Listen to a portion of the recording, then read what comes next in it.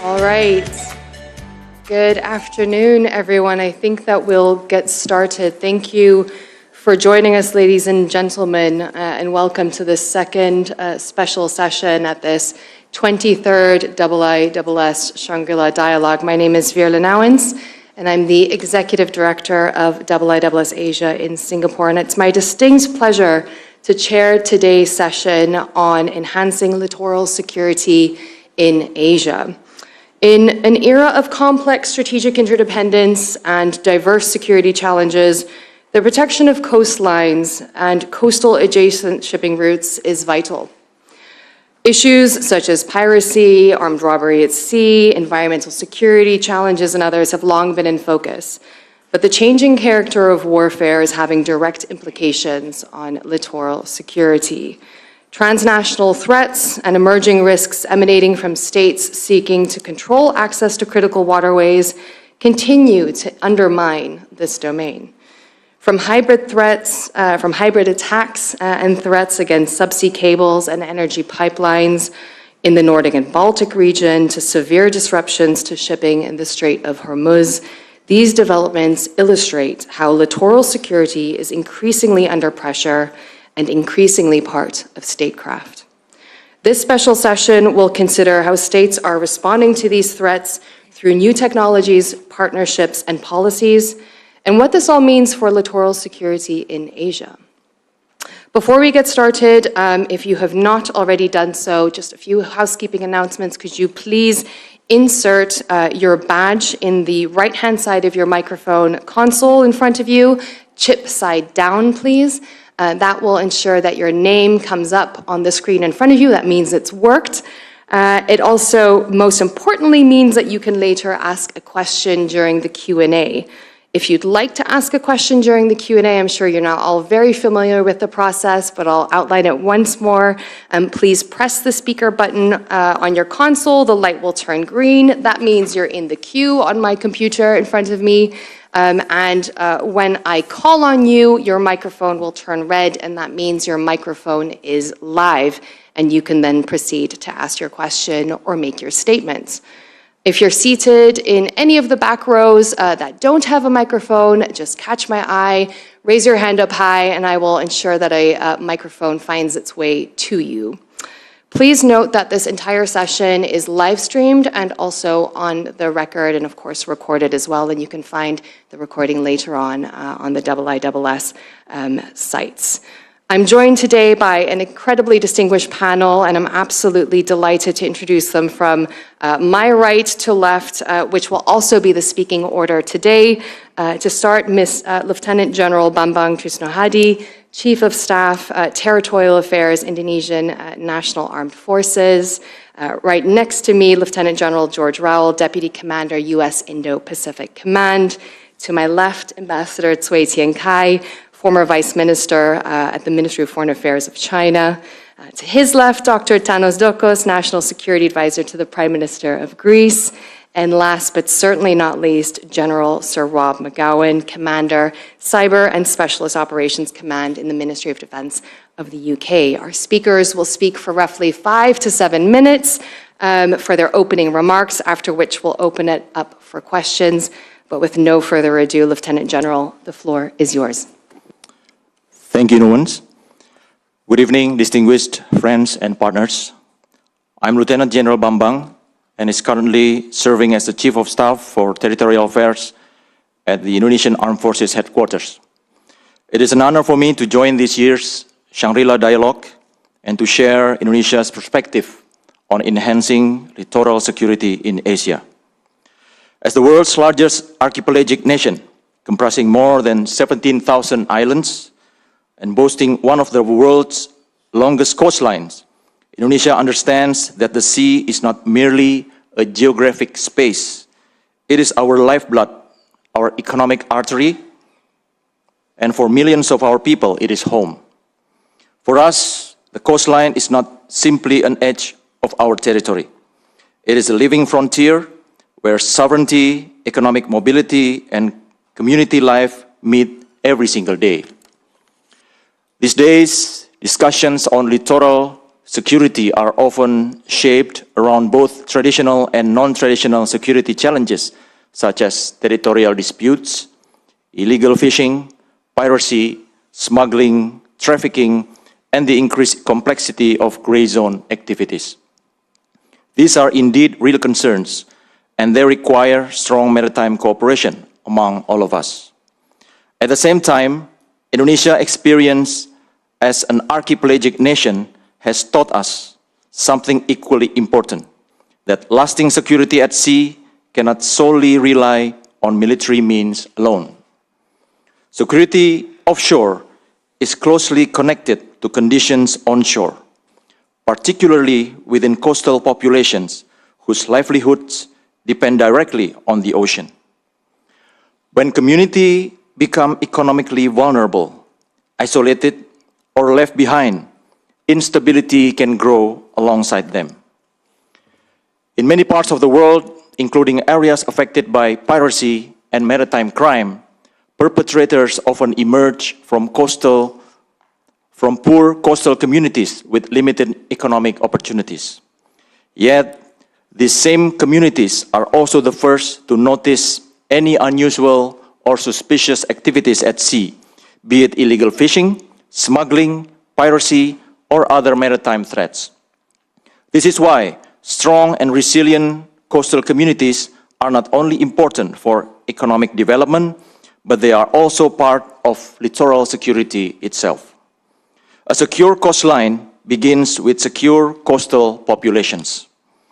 With this understanding, under President Prabowo Subianto, Indonesia has begun strengthening coastal communities through initiatives such as Kampung Nelayan Merah Putih, or the red and white fishing villages. This initiative aims to modernize fishing villages, reduce poverty, and strengthen maritime economic resilience across Indonesia. As of May 2026, Indonesia is accelerating the development and modernization of more than 1,300 fishing villages nationwide, with a long-term goal of reaching 4,000 villages and creating more than 200,000 jobs for coastal communities. Through this initiative, Indonesia seeks to improve coastal infrastructure, access to markets, education, healthcare, digital connectivity, and disaster resilience across our archipelago. For us, this is not simply an infrastructure program, it is an investment in national resilience, stability, and human security. Indonesia recognizes that strong naval capabilities, effective maritime law enforcement, and secure sea lanes remain essential. But we also believe that maritime strength should also be reflected in the resilience of the people who live closest to the sea.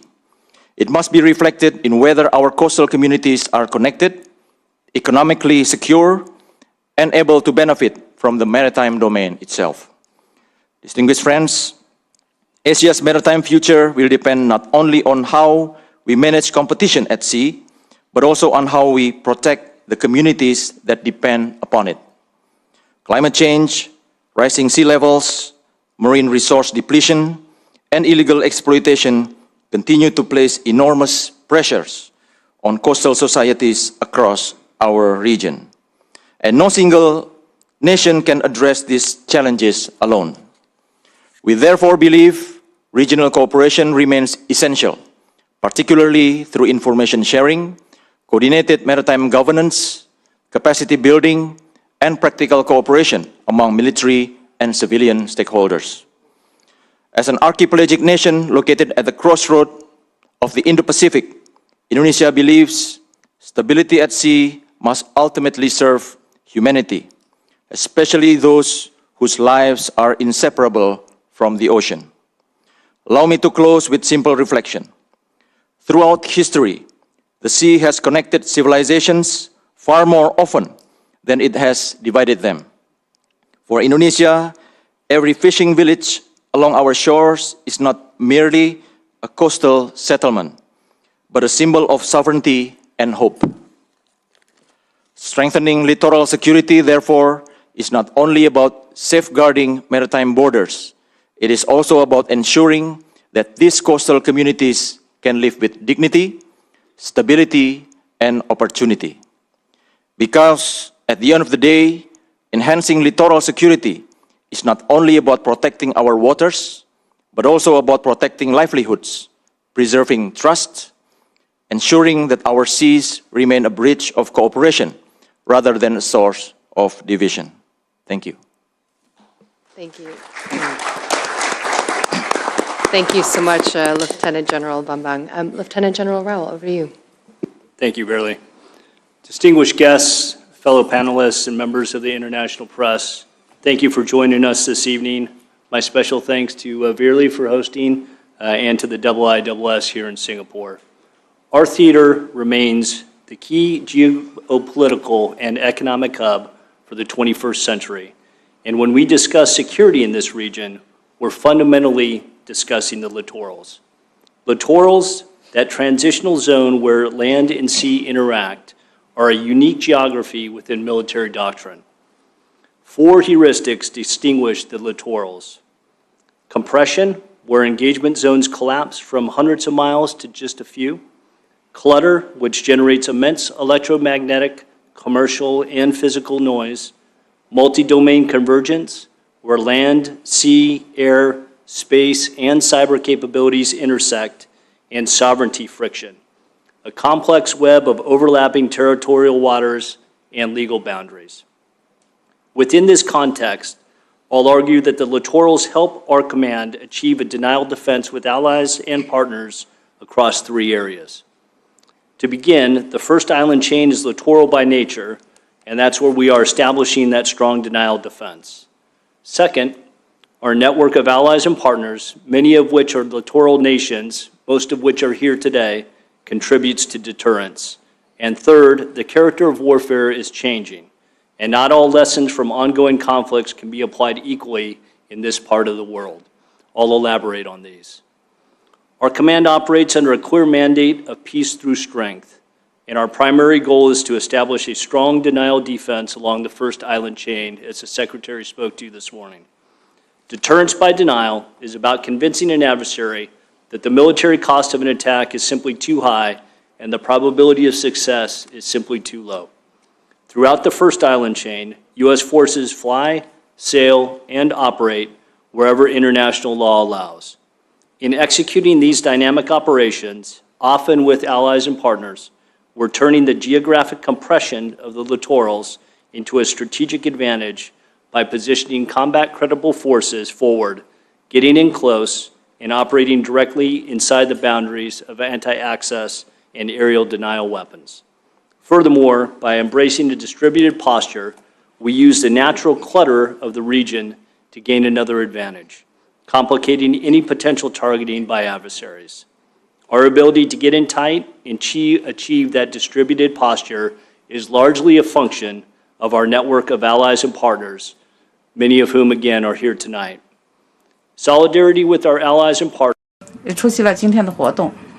盟友与合作伙伴关系是美国最大的非对称的优势，这个优势通过我们不断加强共同的责任承担而得到增强。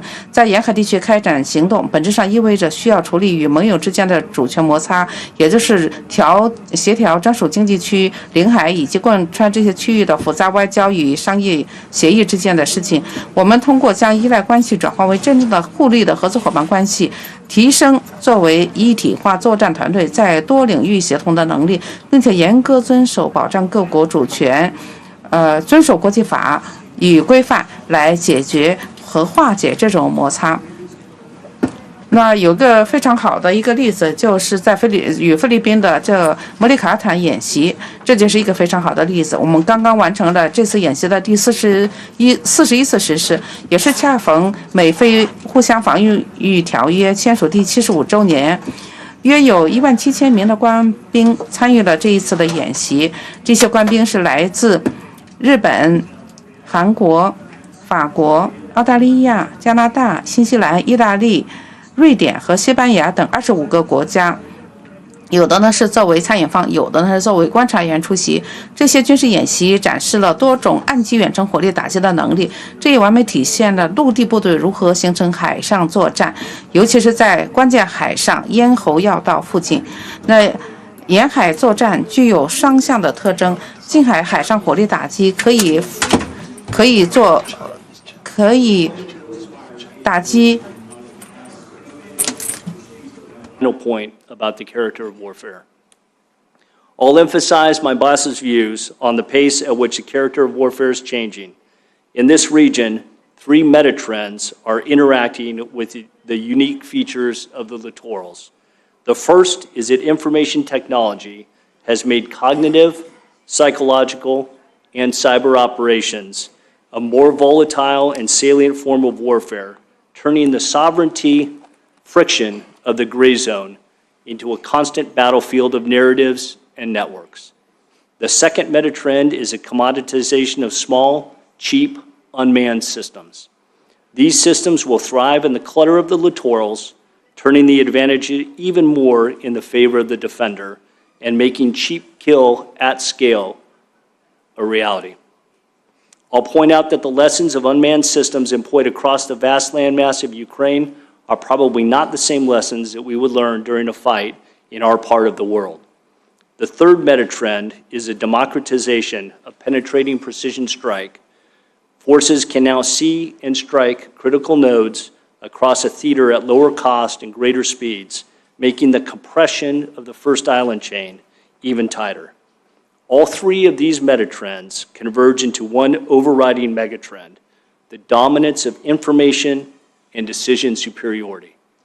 The victor in the 21st century will be the force that uses AI and advanced computing to observe, orient, decide, and act faster than their adversaries. To wrap, securing the littorals, especially across the first island chain, requires an approach informed by what makes the littorals unique. We must maintain a robust denial defense within a primarily archipelagic landscape, empower our allies through increased integrated exercises, and rapidly adapt to new trends of modern warfare. Our goal is a decent peace, and we achieve that by being strong, quiet, but clear. Thank you. Look forward to questions later. Thank you, sir. Thanks. Ambassador Cui, the mic is yours. Thank you, Madam Chairman. It's a great pleasure for me to come back to the Shangri-La Dialogue again, and great honor to join this distinguished panel.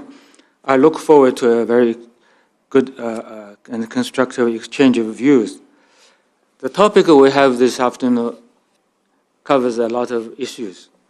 So I don't think I'm in a position to approach it from a military or technical point of view. Let me try to look at it from a more conceptual point of view.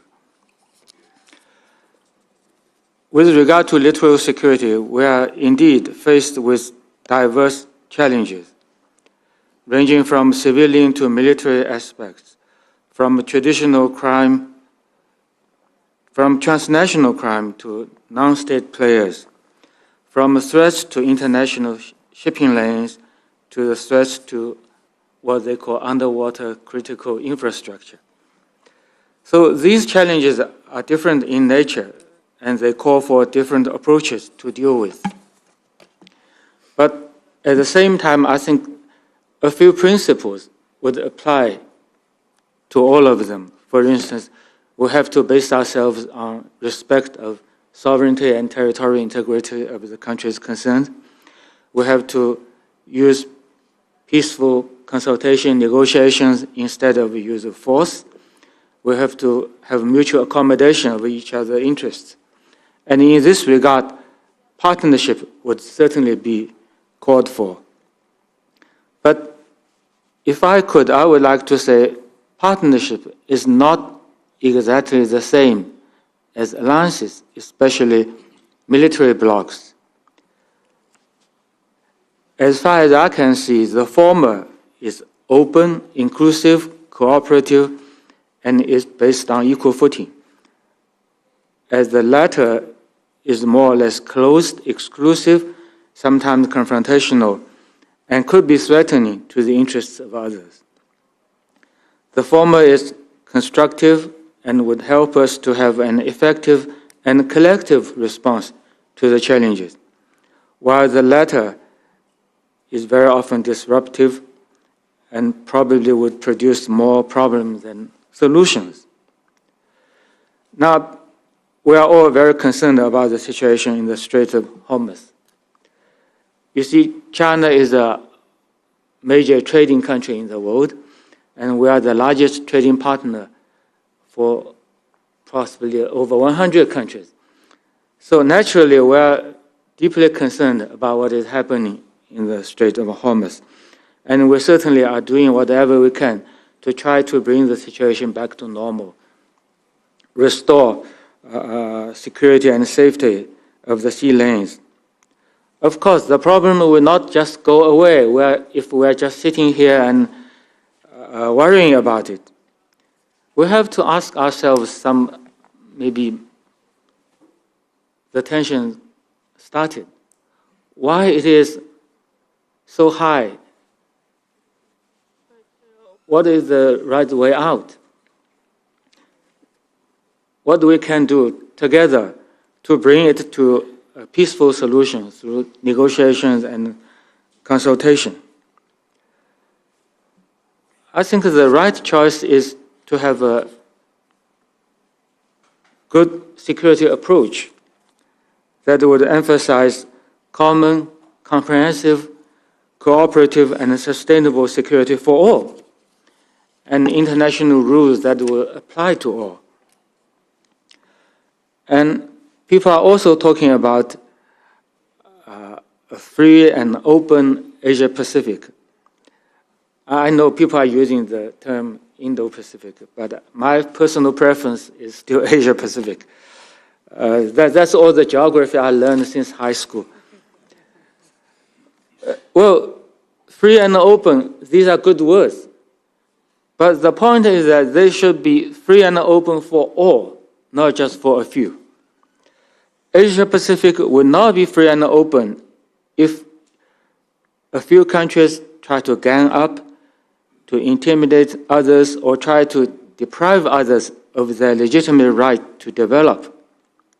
And the region will not be free and open if there is an ongoing attempt to divide the region into confrontational blocs. And the region will not be free and open if the outcome of the anti-fascist war is challenged or even denied, and militarist national policies are reintroduced under new excuses. And the region will not be free and open if cooperative regional approaches and practices and mechanisms that have served us so well are abandoned and replaced by destructive and confrontational ones.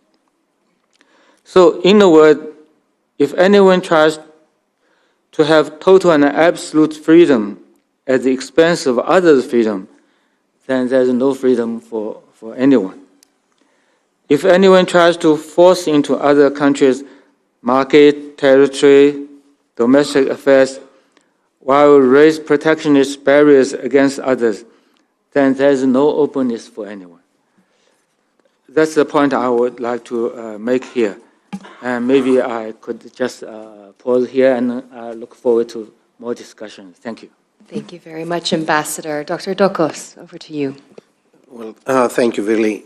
Let me start by trying to explain why someone from Greece, which obviously is not an Asia-Pacific country, is sitting at this panel.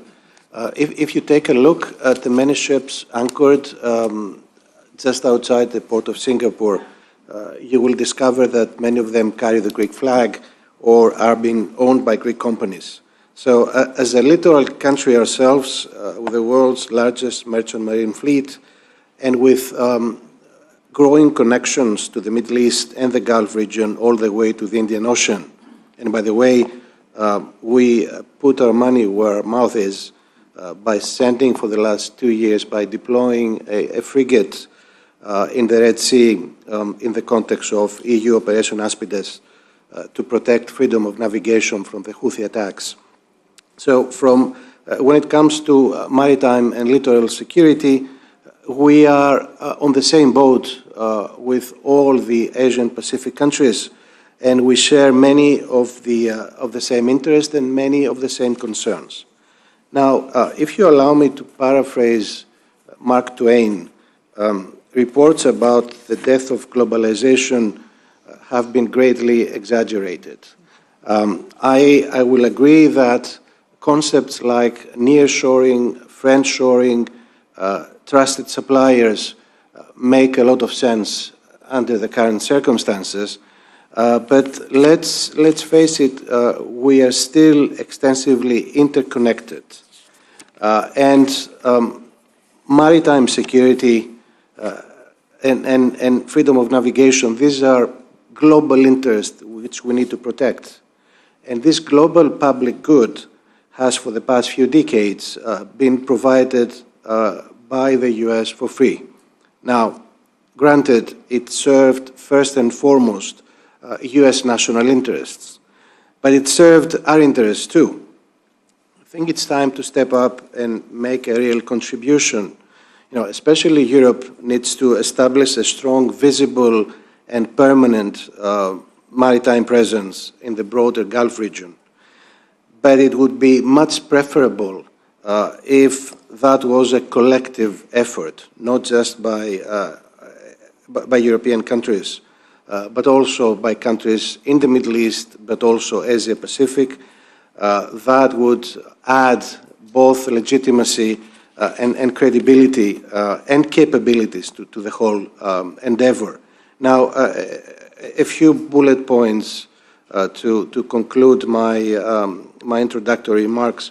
First of all, Straits of Hormuz, it's a strong belief that we need to return to the status quo ante, no tolls, no restrictions of any kind, and let's prevent any dangerous precedents from setting in.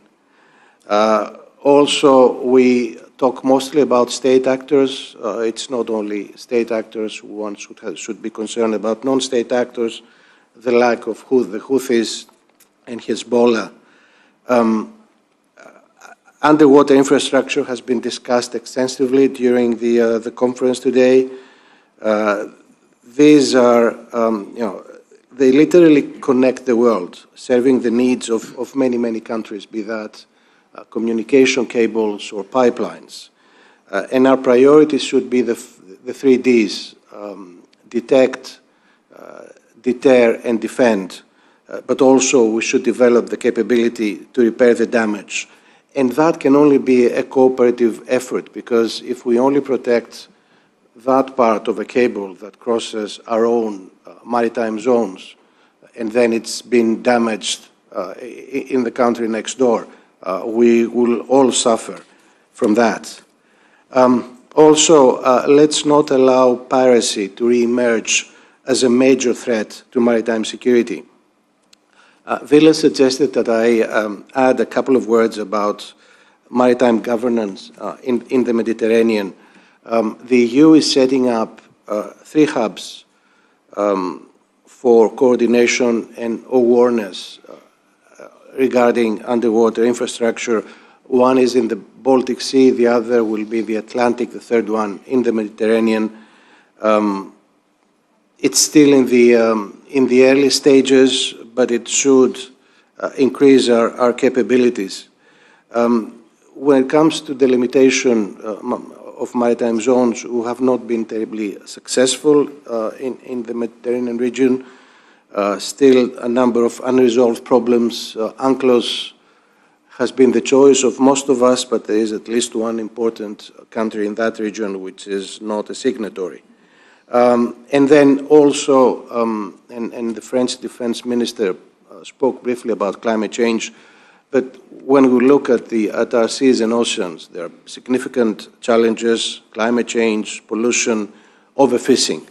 My concluding sentence, and again, it seems I'm in a paraphrasing mood today, but I will use the words of Secretary Hegseth. Yes, we need more capabilities. We need more multinational naval missions. We need practical cooperation, but we also need dialogues. We need to exchange best practices. So obviously, real capabilities is one thing. It's absolutely vital and necessary, but also talking to each other, trying to work with each other is also extremely important. Thank you. Thank you so much, Dr. Dokos. General McGowan, over to you. Well, thank you. I guess the advantage of going last is that you get to hear where your fellow panelists sit. The disadvantage is the challenge to say something original. But then I guess the advantage of that is that I get to speak briefly. But then you'll be the judge. You'll be the judge of that. I just wanted to talk about two things, really, and to echo some of the things my Greek colleague has talked about, is why this conversation is important to the United Kingdom, and secondly, what the collective defence implications are against the challenges that the panel has been set this afternoon. Well, first of all, why is this conversation important for my nation? And from a defence perspective, it would be luxurious to be able to break the world up into so-called areas of operation. But as we've just heard, unfortunately, that luxury is not available to us. We live in an interconnected world and an interconnected battle space. And the sea lines of communication, of trade, are as important to us here in this part of the world as many other nations that live and breathe in this part of the world. And we've learned through the latest conflagration in the Middle East that a choke point like the Strait of Hormuz can have global implications for trade. And there are pinch points like that in this part of the world, and we must learn those lessons. And secondly, and very close to my heart in my job, is that data flows know boundaries. They know no boundaries virtually and physically in terms of critical national infrastructure. We are truly digitally connected across the world. The United Kingdom has strong commercial interests across this region for mutual benefit, and we need to develop those with partners and allies in this region and protect them when they come under threat. There are millions of UK nationals that live and work and pass through this region, and it is our responsibility to protect them at times of crisis and in the lead up to those crises.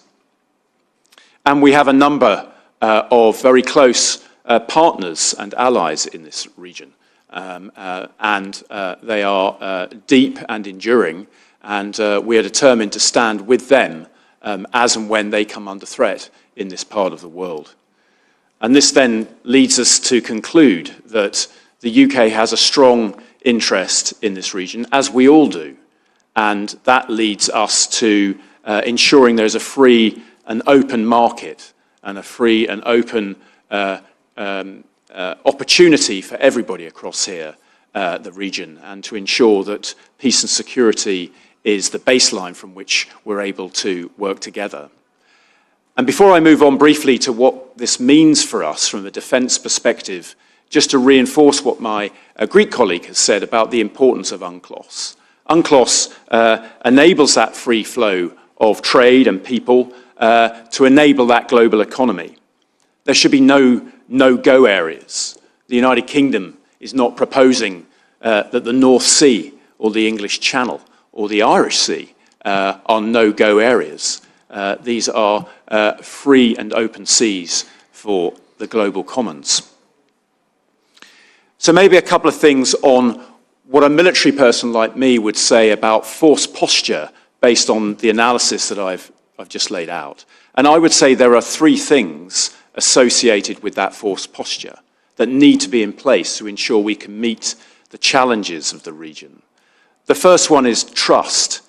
Some of the things I'm about to mention, and my colleagues to my right have mentioned, will never happen unless we trust each other. And that trust is based on enduring relationships. And in the case of the United Kingdom, that is physically being here and establishing those enduring relationships through trust over a long period of time, not in and out, but an enduring presence.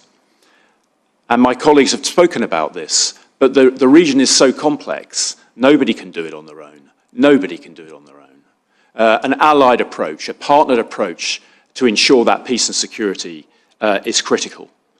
And thirdly, it is a hugely complex battle space, if I can use that expression, and therefore integrating across the three traditional domains and the fourth domain of space and the fifth domain of cyber is also critical if we're going to ensure that peace and security in the region. So maybe 3 or 4 things in terms of what that means, and my US colleague touched on a number of these very powerfully. First of all, multi-domain awareness is probably more important here than any other part of the world because of the nature of the geographical terrain.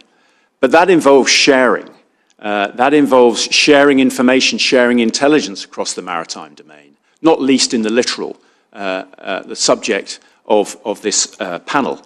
That invokes a single architecture in which we can share, a single data architecture. That's something that we don't have in the region. The protection of that critical national infrastructure that I mentioned before, and that invokes a conversation increasingly about autonomous or robotic systems and our ability to share technology to ensure we can go about that. It is about protection of sea lines of communications and those pinch points that we've all mentioned, which is about a permanent maritime and littoral capability presence here in certain areas where there is that pressure through pinch points. And again, my US colleague talked about lethal effect, delivering lethal effect when we need to, but that invokes ensuring we have an integrated targeting architecture where we can work together to ensure that we're doing that as a collective, not as an individual. And data, unless we can operate together as a joint force, whether it be a formalized force or whether it be an ad hoc force, that requires training and commitment as well. And finally, we need to ensure that we commit to access, basing and oversight rights across our nations, here in this theatre and beyond. And again, that takes trust. But without ABO, then we're never going to get at the sorts of issues that we've been talking about to ensure the peace and security of the region. The UK is committed to all of the things I've mentioned as we move forward. Thank you. Thank you so much, General, and thank you to the panel so far for such a wide-ranging set of insights on the theme. I think we've covered, quite a few from actual military and tactical aspects of it to the human and societal element as well, and of course the strategic and how that all overlaps into a wider network and appreciation of littoral security that is cross-regional and not just one that is focused here on just what's happening in Asia.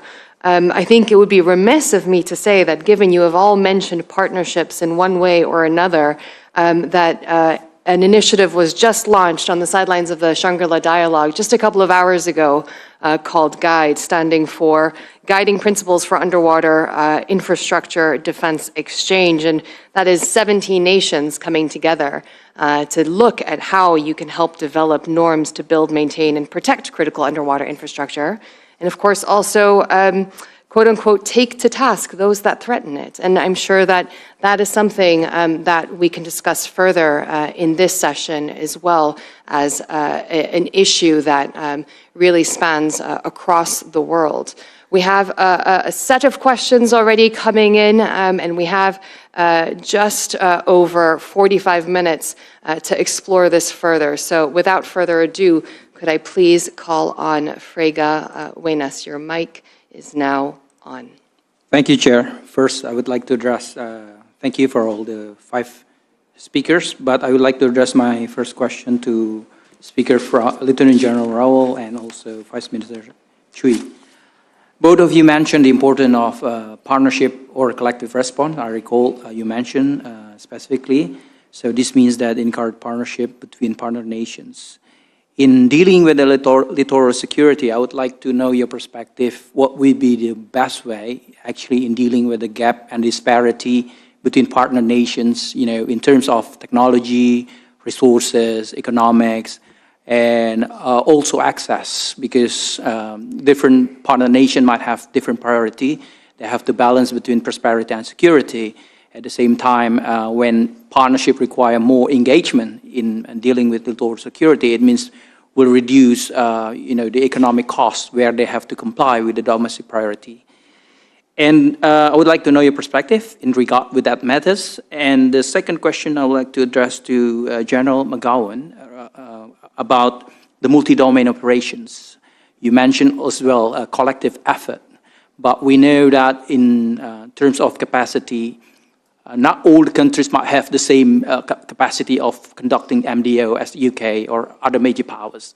How do you actually deal with, the gap between countries which have, they don't have similar, perhaps like cyber command, cyber forces, or even space forces? While we know that it's very essential that these new domain, emerging domains, are very critical because interconnected. I would like to know your perspective on that issue as well. Thank you. Thank you very much. I'll now turn to Min Fong Vu. Your mic is on. Thank you, Chair, for the floor, and thank you to the panelists for your insightful remarks. Lieutenant General Rowell, you mentioned in your remark the usage of small, cheap, unmanned system and the likelihood for those systems to further complicate and or intensify gray zone activities. Indeed, a few months ago, a Chinese unmanned underwater vehicle was found along the sea lane of Indonesia. So I would like to invite Lieutenant General Rowell as well as Lieutenant General Bambang to as well as everyone else on the panel, to further elaborate on how these AI-enhanced autonomous or semi-autonomous system can further complicate the management of gray zone activities, especially in terms of determining intent or forming a proportionate response. Thank you. Thank you very much. And from the IISS, John Caverly. Thanks. This question is for the whole panel. I'd be interested in both uniformed and civilian assessments. And it's inspired by General Rowell's remarks. You identified sort of two really important trends that I believe need highlighting. This idea of democratization of denial, which kind of traditionally you would think that would favor the defense, right? It makes offense pretty expensive for anyone. But then the implication is also, because of this, the speed of decision is what's going to decide the outcome of a conflict, which makes me think that favors the offense. It's the classic battle of the first salvo. And first mover advantage. And so combined, it seems that you do risk, if both those two things are true, you do risk entering a conflict and then having it become a stalemate and a war of attrition. And so how do we avoid that kind of really unhealthy kind of equilibrium? Thank you very much. And one more question from Su Wai Mun. Your microphone is on.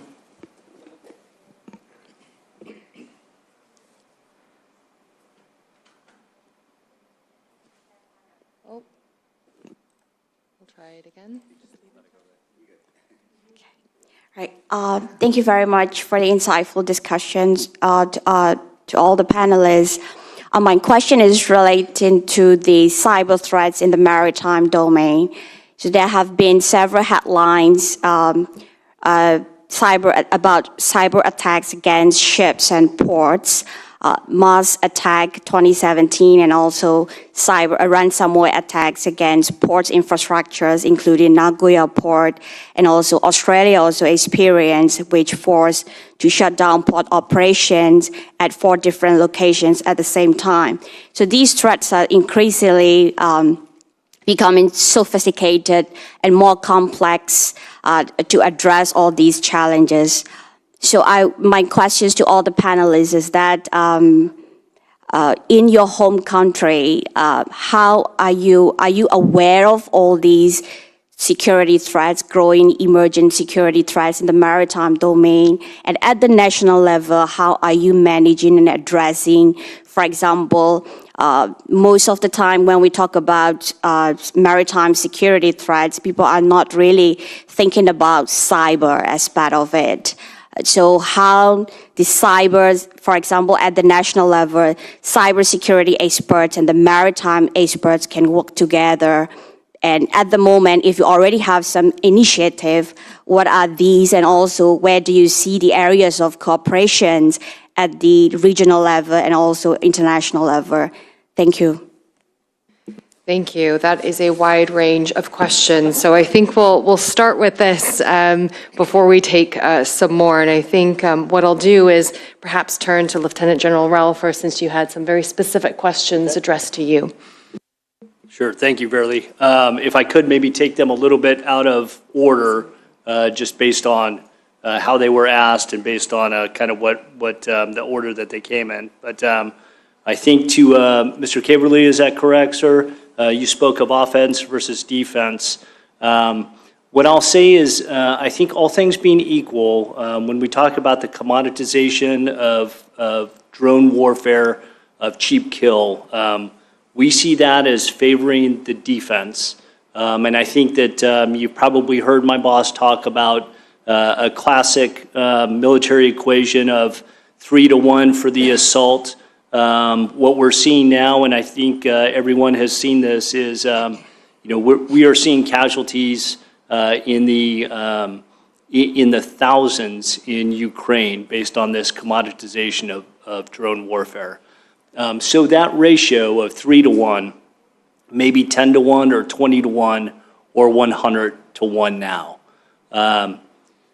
Penetrating precision strike, and that is penetrating by speed, by EW, by stealth, by any other method, certainly seems to favor that as well. But I will say that on the offense versus defense, how we don't get there is by deterrence. And how we don't get there is by doing our job every day, and those in uniform whose highest duty is deterrence on a daily basis. So demonstrating the capability and the will, and demonstrating and ensuring that everyone understands that, so that we never have to get to the point where we have to think of offense versus defense or attrition warfare. If that is that is something that we continue to think long and hard about. Okay. Ms. Min, I think, on small unmanned systems, was that correct? On undersea systems? No doubt that particularly in undersea unmanned systems, that attribution, I think, was kind of to your question. Attribution becomes very difficult.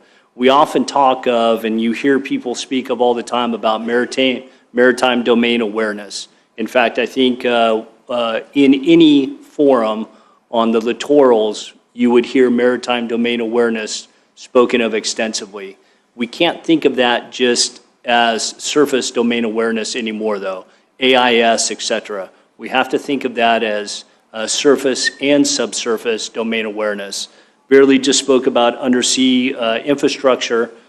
We have to have a common architecture and a common picture of what undersea domain awareness is as well, to General McGowan's point. So how do we have collectively a common picture of what that looks like? That is the key to attribution, and that is the key to push back on gray zone activity. And then I think, Frida, I'll take your question and then move on, if that's okay, Verily. But the question on partnerships and on partners, different capabilities or perhaps different abilities of partners. I think what the United States has said is that we are more than happy to meet you where you are in our partnerships, which are very robust. We ask that our partners put in the time and the effort, and that we will certainly do the same in order to boost both of our capabilities wherever that is. But alliances and partnerships have to have an equal footing of will perhaps not capability, but will in order to see a better outcome. Thank you. General McGowan, there was also a question directly to you on that partnership element and I guess the capacity gap or capability gap when it comes to multi-domain operations and specifically the essential nature of cyber and space forces today as well. Over to you. Well, thank you. And I'll maybe pick up on three questions. I think we've just been discussing a couple. The very first question, that's the point I was making about is the ability to conduct joint operations at that operational level. And I was talking to some FBDA colleagues about this very question just yesterday. And it's things like information operations, targeting at the operational level, cyber operations, which I think you mentioned. And we came up with a proposal yesterday that we should be using for example, FBDA exercises in future at that joint operational planning and execution level much more readily, frequently than we have in the past. There are other constructs as well, but the UK is certainly ready to join a conversation about presenting those sorts of command and control capabilities and facilities into the region in a periodic, frequent way to raise everyone's ability to conduct joint operations in the way that both you and I have just described. The second point there was a question on autonomous systems. I'll just say a couple of things on that. First of all, the percentage of Russian autonomous systems getting through to the front line and beyond in Ukraine is, I'm not sure whether the percentage is classified or not, so I won't mention it, but it's very low. And therefore, it's not a panacea. And because the adversary and ourselves become more autonomous, but there are ways of fighting back.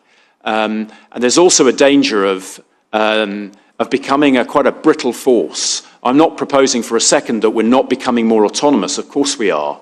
But it can be defeated. And we just need to remember that the character of warfare changes, but the nature of warfare doesn't. And the nature of warfare, ask a Ukrainian, is human.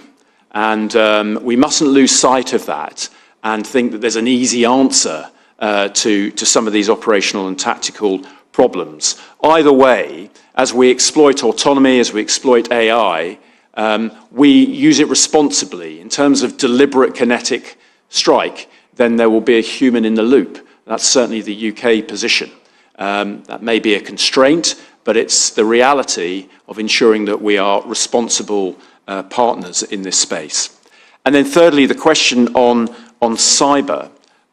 What I would say is that the first point, because you asked the question, industry are in the fight.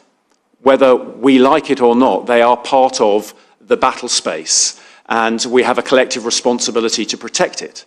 But having said that, frontier AI, which is changing on a daily basis, should be changing our whole mindset with regards to defensive cyber posture. And if we go into an operational environment thinking that we can defend ourselves from these new capabilities, from cyber attack, then we're going to be defeated. We will be penetrated. And we can do the same against our adversaries. So we need to move from a posture of deliberate, static, defend on the goal line, our critical digital vital ground. We need to move from that because that's not going to be possible. It's not possible today, hence the question, to resilience, to recovery, to agility, to being mission-focused.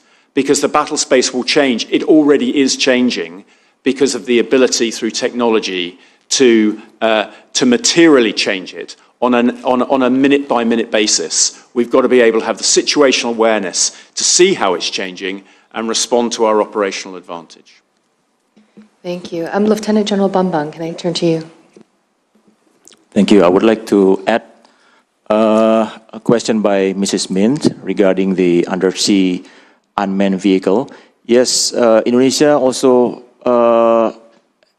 have experience regarding this unmanned vehicle, underwater vehicle. Our fishermen a few years ago discovered some of this equipment, and they report this to the Maritime Authority. So back to my presentation, this also goes along with what we are trying to do to enhance the maritime domain awareness in the human landscape. We're trying to use the fishing villages or the fishermen to report to the authority regarding any suspicious activity in the sea.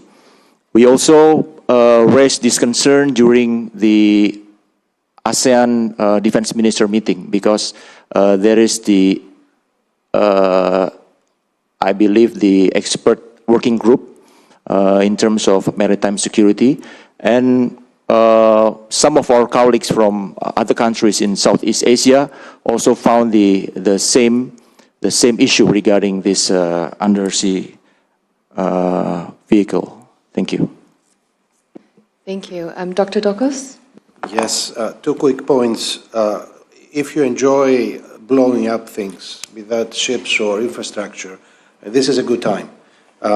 You can use simple methods like ship dragging, an anchor. You can use divers, you can use submarines, or unmanned. And let's not forget all those pipelines and cables. Once they reach land, they're also vulnerable at this point as well. So plenty of options for the attackers.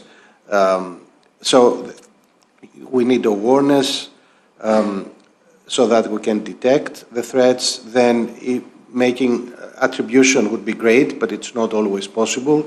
And sometimes, even if we identify the attacker, they may not care because if you cannot retaliate, it doesn't make a difference. If we can destroy the attacker, so much the better. I'm not sure we're there yet. So I would emphasize redundancy wherever we can, but I know it's very expensive, and then ability to repair. Now, cybersecurity in the maritime domain, this is an increasing concern for governments, and I think also the private sector. There are 2 problems here. The word private sector, the ships are owned by private companies, not always ready to make an investment in protecting the ships from cyber attacks. Also, port facilities, obviously we need to shield them, but again, many of them are owned or used by private companies. The good news that we didn't have so far any spectacularly successful attacks also has a downside because it leads to a bit of complacency. But it's an increasing concern, I think, for many of us. Thank you. Ambassador Tsui. Thank you. I just want to make 1 point. It's very unfortunate that new technologies are more often than not first used not for constructive purposes, but for destructive purposes. You see drones, or what do you say, UAV, and cyber attacks, and now AI. You see what is happening in the Middle East, what is happening in the Ukraine conflict. And it's not only something very dangerous about what is under the sea, but also on the land, perhaps in outer space. But people have to understand the damage is not just to the other side, not just to your perceived adversaries. In the long run, the damage is to the entire human race.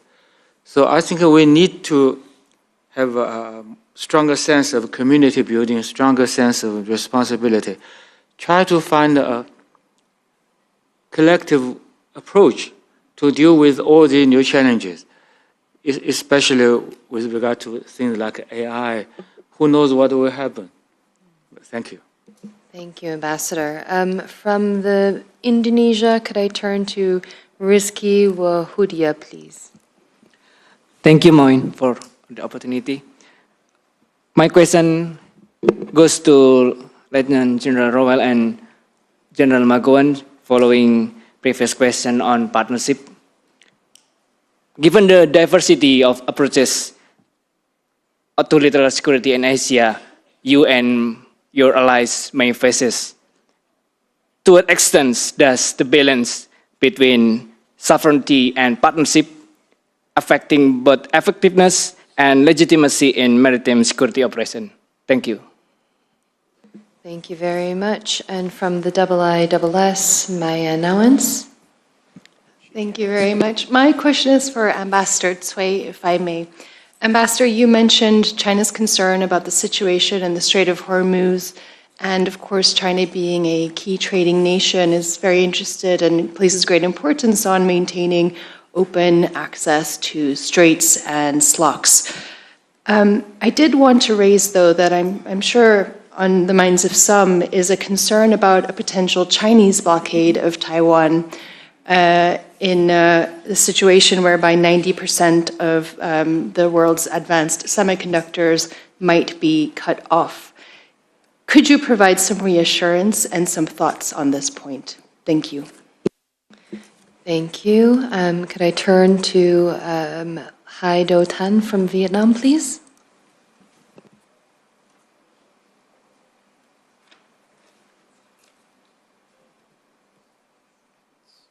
Oh, we'll try that again.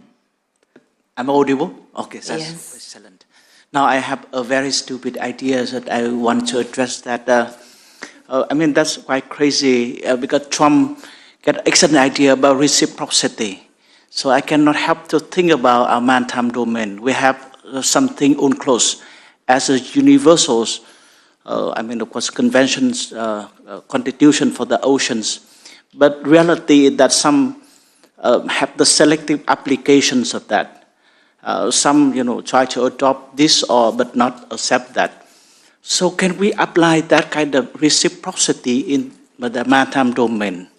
If one country could not allow other country to enjoy some rights, they can not be denied that rights in other place.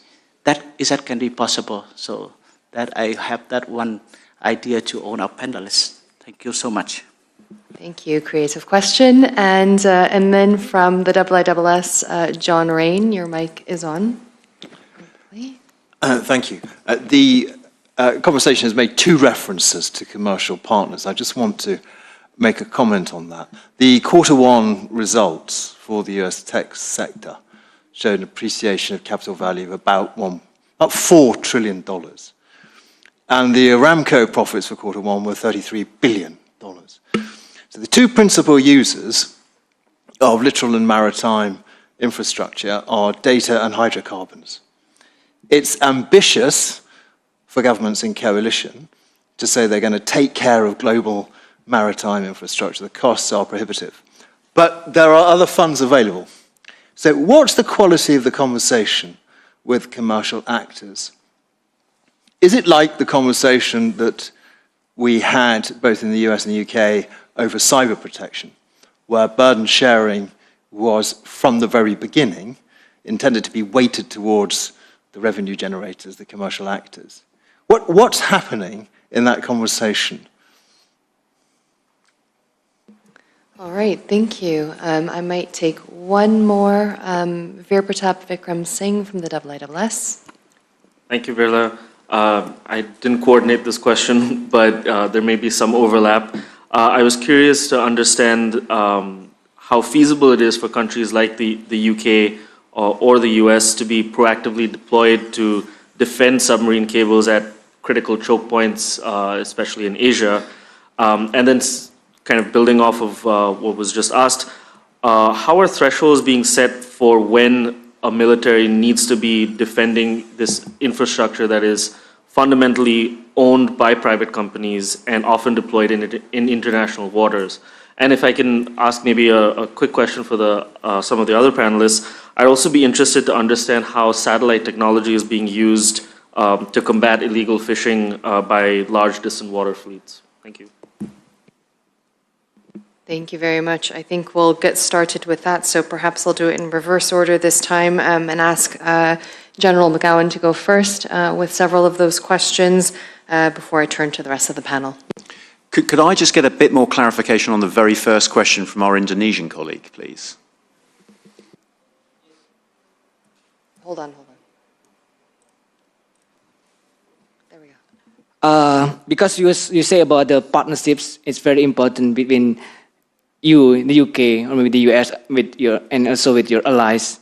And I want to ask about to what extent does the balance between sovereignty and the partnerships affecting both the effectiveness and the legitimacy in maritime security operation?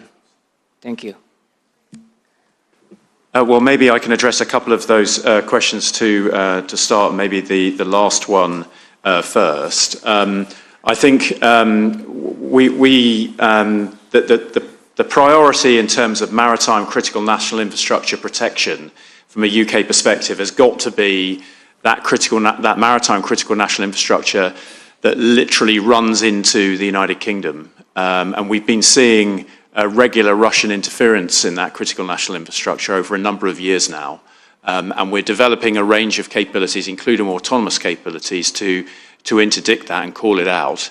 And our Defence Secretary has called that out on a number of occasions recently, including in the last few weeks and months. So we absolutely accept that it is unrealistic for the United Kingdom, or I would advocate any nation, to be able to deliver enduring protection of maritime critical national infrastructure across the globe, and therefore we need to prioritise. But we need to do that as part of coalitions because and burden share to ensure that we cover the key areas that are of interest to us. And I think the question you ask is, it would be probably politically much more straightforward if we could conduct sovereign operations to protect our national interests all of the time. But the world isn't like that. One, we can't physically do that because of the point I made at the beginning in my opening remarks, that we live in an interconnected world. Our interests amongst our allies and partners are very common, and therefore we should come together as an alliance, either with a capital A in terms of NATO or a small a, to defend our interests. I think, as a former SACEUR once said publicly, the weakness of the NATO alliance, I think it was 26 member states at the time, were the 26 member states. The strength of the alliance is the 26 member states, and that's the price you pay for collaborative allied operations, which ultimately, in my history book, is what wins wars. Thank you. And Lieutenant General Raoul, since you were also asked those questions, I might turn to you. Sure, thank you. And I think just to add a bit, perhaps, what I understood of the question from Mr. Risky was a little bit of surveillance versus sovereignty, partnership versus sovereignty. And certainly there is a balance there. I think that increased partnership does not come at the expense of sovereignty, though. The sharing of maritime domain awareness, I think, was kind of the genesis of the question. The sharing of domain awareness, either undersea or maritime domain awareness, does not come at the expense of sovereignty. What it does do is empower each of those partners that enjoys that domain awareness or enjoys that data to be more sovereign, because they have a better understanding of what is around them and what is going on around them, to the point of several of the questions earlier. Great, thank you. And Ambassador Cui, there was a question for around reassurance and Taiwan blockade scenario. Well, thank you. You see, what is happening in the Strait of Hormuz is kind of a conflict between sovereign states. Unfortunately, but they are still sovereign states. It's an international conflict. Of course, we want to have a peaceful solution to that, and we are doing whatever we can. But the question of Taiwan is of an entirely different nature. This is a matter of territorial integrity and national unity for China. So, people have to be careful to have this distinction. And, of course, we will do whatever we can to safeguard our sovereignty, our territorial integrity, and achieve national reunification. So if people are really concerned about stability in the Taiwan Strait, they have to realize that perhaps no one cares more about stability in Taiwan Strait than we in China. Because on both sides of the Taiwan Strait, it's Chinese territory. On both sides of the Taiwan Strait, we are Chinese. I mean, the people living there are Chinese. Even in terms of trade and international shipping. I'm sure a large portion of the commercial ships going through the Taiwan Strait are carrying goods, whether they are semiconductors or iron ore or LNG or whatsoever. They are about trade with China or by China. So in many ways, we care more, perhaps more than anybody else, about long-term stability in the Taiwan Strait. But the solution is not very complicated. Actually, it's very straightforward. If the One China principle is upheld, if no external interference into China's process of national reunification, then Chinese living on the two sides of Taiwan Strait, we would be fully capable of finding a solution and achieve national reunification. And if that comes, I can assure you, any instability in the Taiwan Strait will be removed once and for all. So if you are really interested in this, try to help us to achieve that goal. And frankly, I don't want to be critical of anybody else, but frankly, some European countries are sending their military ships or whatsoever to this region, to the Taiwan Strait. I don't know why. Because for us in Asia, this would very much remind us of the colonial days. Thank you. Thank you for taking on that question, sir. Lieutenant General Bambang. Thank you. I would like to add my point to the question regarding the hypothetical situation regarding the blockade of Taiwan Strait. Because Indonesia sits astride of one of the most important waterways in the region, which is the Straits of Malacca, Strait of Sunda, Strait of Lombok, and Ombai Wetar. These are very critical waterways for the international trade and also the energy. In the case of hypothetical, again, case of blockade of Taiwan Strait, it will possibly affect the pressure to the countries in the Southeast Asian region, especially for Indonesia. Because most probably, maybe the US will also counter-blockade China in some of the most critical waterways of China trading route, especially in the Strait of Malacca or Singapore. So probably Indonesia will get the pressure to help our partners in countering this blockade. So we, especially Indonesia, has to prepare for this scenario and to enhance our diplomatic, military, and economic resilience in order to withstand this pressure and to maintain our flexible strategic. Thank you. Strategic autonomy. Thank you, sir. I'll turn now to Darshana Barua from the IISS and India. Thank you, Barua. I have two questions, one to China and one to the US. Ambassador Choi, you've mentioned, you've talked about regional security and stability. China is one of the rare Asian militaries with a permanent presence near the Strait of Hormuz in Djibouti. And China's economic and military engagements across the Indian Ocean region has increased. So do you see a role China could play in stabilizing SLOC security through the Indian Ocean region in an effort to contribute to peace and stability in the Indo-Pacific? To General Raul, the question, one of the characterization of Strait of Hormuz has been that you don't need to be a naval power to disrupt choke points and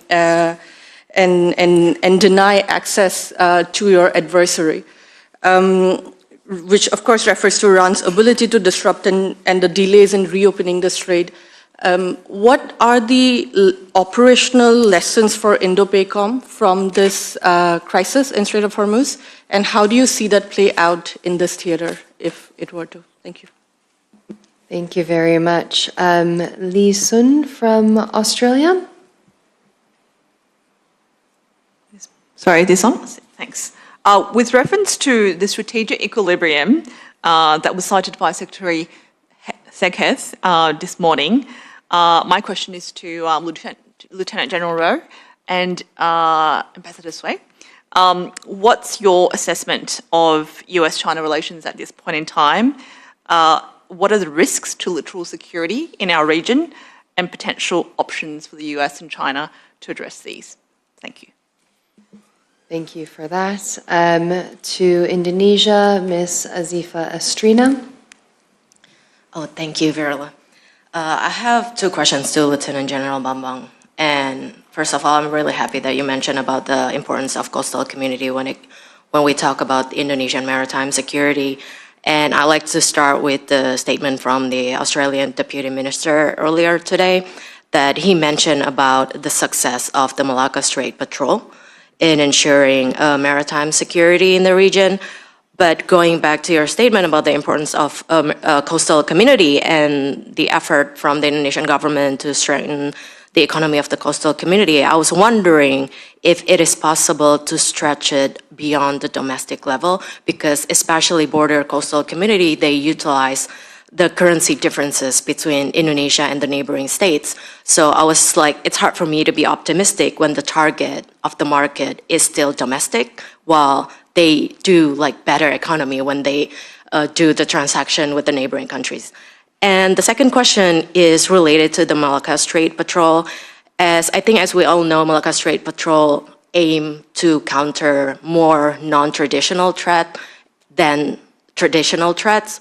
But considering the intensifying great power competition in Indo-Pacific, I was just wondering if the existing maritime governance mechanism in the Malacca Strait is remains sufficient, or do we need another type of governance in prepared for what's coming ahead? Thank you. Thank you. Next is Richard Lloyd Perry.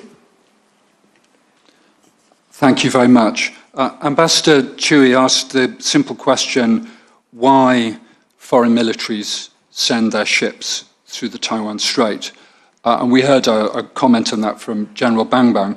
Since we have on the panel a US and UK senior officers, I'd like to hear their answers to Ambassador Chui. Why do your militaries send ships to the Taiwan Strait? Thank you for following that up. And then finally, last but not least, from the IISS and UK, Nick Childs. Thank you very much, and thanks to all the panelists for their different perspectives and navigating what is clearly a very complex but vital issue. I'd like to pick up, I think, on Dr. Ducas's plea, I think, to look at how to develop a more robust and enduring sort of coalition of the willing to protect maritime shipping in particular as we've seen it challenged in the Red Sea and the Strait of Hormuz, and to bring in more stakeholders and beyond the usual suspects. I wonder if you could say a bit more about how you would do that, what that framework might look like, and what lessons can be learned from the operations and the multinational approaches that have been adopted up to now in terms of how to do things and perhaps how not to do things in the future? Thank you. Thank you so much, Nick. So we have about 5 questions with some sub-questions within them, and we have about 8 minutes left. So these are going to be quick answers. Perhaps, Ambassador Tsui, I can start to you first for the question to you about the Indian Ocean region as well. But I'd also like to get your thoughts on the question that was asked to Lieutenant General Rao on the state of U.S.-China relations. Over to you.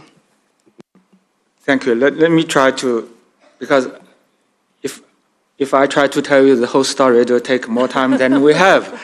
But let me try to be quite brief and give you some answer in principle. You see, China is ready and open to have security cooperation with all the other countries, including the United States, and certainly with our neighbors and so on. We are fully aware that sometimes we have different views, we have different claims of some of the territories or islands or reefs, and sometimes we even have different philosophies. But after all, we are all part of human beings. We are part of this global community, and we are faced with growing global challenges. So we are ready to work with others as long as we can identify common grounds and common needs. You know, my president has put forward the idea of building a community of nations with a shared future. That community building would include United States as well. We do not want to exclude anybody. And we also, my president has also put forward 4 global initiatives, including the Global Security Initiative. So we are ready to work with others, to have partnership with others on the basis of these ideas. Of course, we have a few principles: mutual respect, respect of sovereignty and territorial integrity, and a peaceful solution to any disputes. So we are ready to do all this with all the other countries. It will apply, these principles will apply to whatever specific issues we are faced with. And I might add, the fact is, we are putting forward all these initiatives, ideas, proposals for stability and peace. We are not sending our naval ships or airplanes to close to other countries to conduct frequent reconnaissance activities and so on. We are not coming to the shore of the United States anyway. Thank you. Thank you very much, sir. Dr. Dokos, perhaps I could turn to you next. Yes. Let me use the example of Operation Aspides, of which we are very proud because we came up with the idea and also we provided the name. But it has not been fully successful, not only because there was not enough European participation, but also some of the regional countries that were deeply affected by the situation, especially in the Suez Canal, were not willing to contribute. So obviously, you know, one can come up with a NATO or an EU force that would not be fully satisfactory because the perception from countries in the region and beyond would be that this is something imposed from the outside. So it's important to have as much regional and broader participation as possible so that the mission to be complemented by, you know, as many information fusion centers as possible would have legitimacy. And if I may add a last word on my side, it was mentioned that international trade relies on sea lines of communication, maritime corridors, choke points, which are the veins and the arteries of the system. And let's not forget, 87% of international trade by volume is transported by the sea. So if those veins and arteries are being blocked fully or partially for any extended period of time, the international economy is going to suffer. All of us are going to suffer, not equally, but you know, we'll all suffer from that. So let's not kill the goose with the golden eggs. If we, Great, thank you very much. General McGowan, some final thoughts from you, and also the question of why the UK sends ships through the Taiwan Strait. Well, conscious of the time, maybe I'll just address that particular challenge. To demonstrate freedom of movement in the maritime, to uphold UNCLOS, we don't object to vessels from any nation transiting the English Channel. One or two nations might invite a polite escort from the Royal Navy, but we're certainly not objecting to enabling that freedom of movement to enable the global economy to prosper. Thank you. Thank you. Over to you, sir. Thanks, Verily. I appreciate that. I'm not going to be able to hit all of them in the time. Ms. Sun, I'd like to just comment briefly. I think the Secretary spoke very eloquently this morning on the state of U.S.-China relations. One thing I would add that wasn't spoken of was the hope for greater military-to-military communication, something that has not been very successful for quite some time. That has been a desire certainly of the United States, something that we are still waiting, I think, for some more answers on. And to Mr. Perry, I think that my colleague from the UK said it very well. The other thing I would add to that is freedom of navigation is not something that is performed solely through the Taiwan Straits. The United States performs freedom of navigation through the world, not only through those that may be potential adversaries, but for our allies and partners as well. So that is something that I think you know, sir, and you were just looking for that answer, I believe. And finally, Darshana, I will talk to you offline about, there you are, I'll talk to you offline about the Straits of Hormuz. I think we had spoken to that briefly yesterday. Thank you. Thank you so much, sir. And over to you, Lieutenant General Bambang. Thank you. To answer Ms. Astrina's question regarding the fishing villages, if I may to allude, up to this moment, there are already 100 fishing villages being launched by the Ministry of Marine Affairs and Fisheries. From the pilot project, we can see in one of the village in Papua, which is the village of Samber Binyeri, if I'm not mistaken, it has successfully increased the FTT, the fisher terms of trade, from 109 point to 113. So it's already encouraging yield result. It can boost the production of fish annually from 5 ton to more than 10 ton annually per fisherman. So it is very prospective, I would say, the program, if it is successful. The program is providing not only ice and also what do you call it? It can provide the fishermen to sell not only to the local but also domestically. So if we'll see if this is successful, then maybe we will expand the connectivity to other countries. Regarding the MSP, the Malacca Strait Patrol, yes, it is very successful in reducing the number of incidents regarding piracy and armed robbery on ships. In 2025, we hit the highest mark, the highest around 132 incidents, and 80% of them occurred in SOMs, in Strait of Malacca and Singapore. So this MSP has successfully reduced the number of incidents significantly, and also the arrests made by the Indonesian authority has managed to reduce the number of incidents.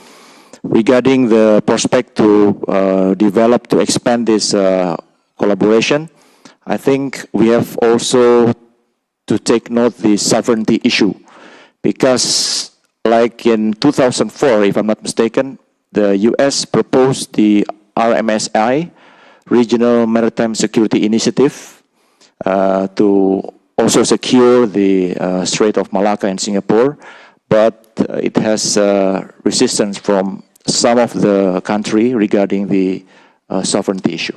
Thank you. Thank you, sir, and thank you to the entire panel for this very wide-ranging discussion on littoral security challenges, of course, from the domestic to the global, a conversation that was cross-regional as well in terms of representation too, and cross-sectoral in addition to that, including the role of new technologies, which is, of course, incredibly vital. I think you've all done a fantastic job to fulfill the objective of ours, which is, one, of course, to continue defense diplomacy and promoting that, and secondly, to have candid conversations about sometimes tricky or difficult questions. So thank you all for your candor and for your participation, and all for your fantastic questions. I hope you have a wonderful evening, and we will see you again tomorrow. Good evening. Thank you.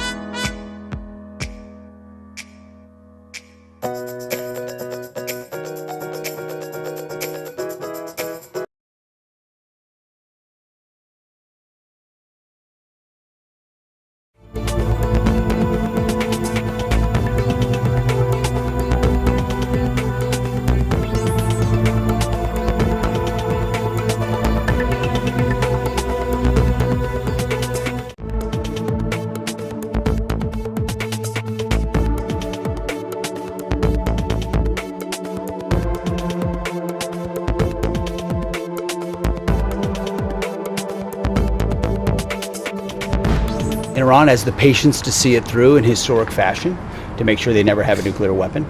At the same time, I'm out here on his behalf to ensure that our Pacific allies know exactly where America stands, and that we're prepared to defend our interests, stand with our allies, and project power halfway around the world. And you see that through our national defense strategy. Yes, we're focused on the homeland and our hemisphere, but our ability to project power into the Pacific is central to how we plan and to how we work with our allies and partners. For all the meetings we held today, from Japan to South Korea, to the Philippines, to Indonesia, to Thailand, to Vietnam, to Australia, to the UK, when we're working together with partners with real capabilities, with American leadership, I think there's no limit to what we'd accomplish.